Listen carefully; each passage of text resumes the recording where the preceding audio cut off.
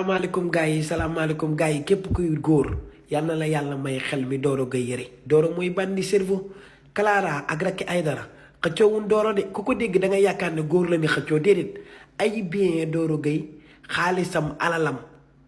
moom la ni xëccoo lépp day dépendre nag ci première dame yow yaay aawo wala doo aawo yaa fi jiitu wala jiitu woo fi Clara moom mooy aawo ñëpp ko xam mais Doro mooy jaxase xel yi bu demee ci kii danaan ko damaa tas ak kii redémarré waat mariage kii ne ko damaa tas ak kële maanaam bandi cerveau la Doro Gueye yéen pour yéen Doro la ni xëccoo déedéet ay bien wu Doro la ni xëccoo ak alalam ak xaalis bu mu yoree bëgg tëdd ci bien yi mais Doro mooy bandi cerveau dinaa ci ñëw li xew ci cas bi yëpp xamu leen ko de toog leen ngeen seetaan. beneen information Racky Aïdara instant bi dafa ëmb